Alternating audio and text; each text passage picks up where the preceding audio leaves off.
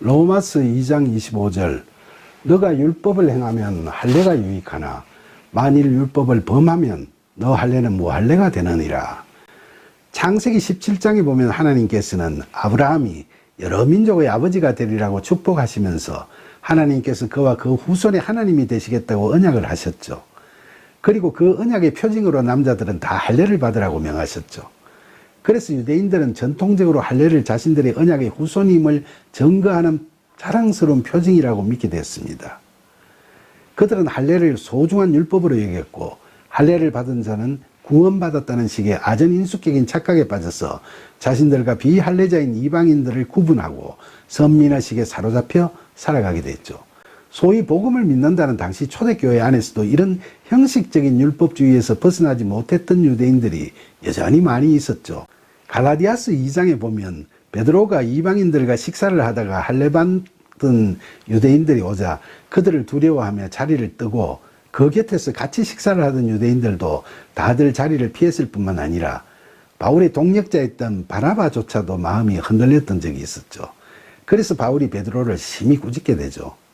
이렇듯이 예수님의 수제자인 베드로조차도 성령이 임해서 사도로서의 사역을 하면서도 할례받은 유대인과 이방인을 구분하는 그런 사고에서 완전하게 벗어나지 못했던 걸 보면 일반 유대인 교인들은 대부분 그런 인섭적 사고에서 벗어나지 못했던 게 당시의 로마 교회의 모습이었죠. 그래서 바울은 갈라디아서 5장 3절에서 기록된 그의 말처럼 할례를 받은 자는 율법 전체를 행할 의무가 있는 자이므로 본절에서도 유대인 교인들에게 당신들이 율법을 행하면 구원받는데 그 할례가 유익하지만 율법을 범하면 당신들이 받은 할례는 안 받은 것과 마찬가지라고 이야기하고 있는 거죠. 이처럼 잘못된 구분의식의 문제점은 오늘날 교회나 교인들에게서도 볼 수 있죠. 교회에서 목회자나 재직자들 중에서도 자신의 직분을 가시하고 내세우는 바람에 많은 교인들의 눈살을 찌푸리게 하거나 심지어 평신도들 중에서도 세상 사람들과 자신을 구분하면서 내로남불의 형태를 보이는 경우가 가끔 있는데 이런 사람들은 진정으로 율법을 행하지 못하면서도 이방인들 앞에서 그저 할례를 받았다고 뻐기고 우쭐대는 바울 당시의 유대인 교인들이나 크게 다를 바가 없다고 할 수 있겠죠. 로마서 2장 26절 그런즉 무할례자가 율법의 규례를 지키면 그 무할례를 할례와 같이 여길 것이 아니냐. 본절은 무할례자 즉 이방인이 율법의 규례를 지킨다면 이라고 하는데 이방인은 율법의 규례를 모르는데 뭘 어떻게 지킨다는 거죠. 규례는 헬라어로 디카이오마타인데 이건 의들이라는 뜻이죠.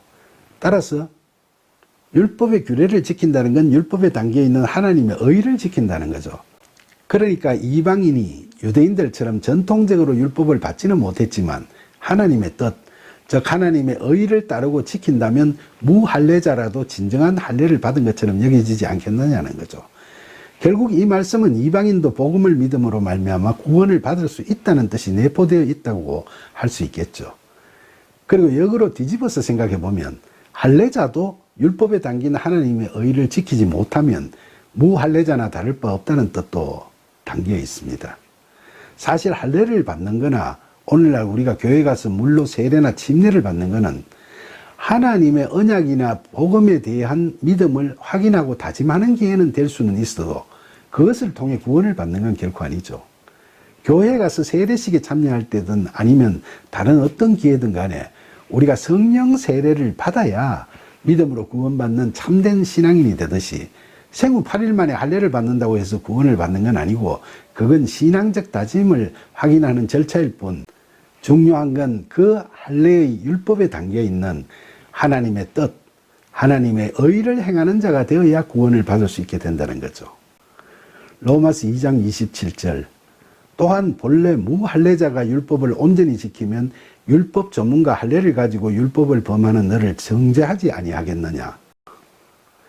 본절은 무할례자일지라도 성령 세례를 받고 믿음으로 성령의 도우심을 받아 하나님의 말씀을 온전히 지키는 자는 구원의 기쁨을 누릴 수 있지만 형식적인 율법 조문에 매달리면서 할례 받았다 세례 받았다 하고 형식적인 종교 행위에 집착하면 구원은 멀어지고 결국 심판받을 수밖에 없다는 점을 시사하고 있죠.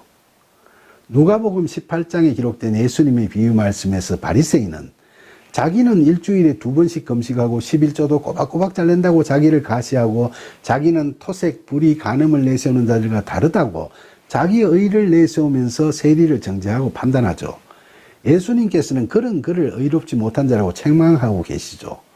오늘날 교회를 다니는 우리도 형식적 종교 행위에 열중하면서 그것을 의롭다고 착각하거나 직분 따는 것에 연연해 하는 그런 어리석고 잘못된 생각을 하고 있지는 않은지 다들 자신을 되돌아볼 때인 것 같습니다.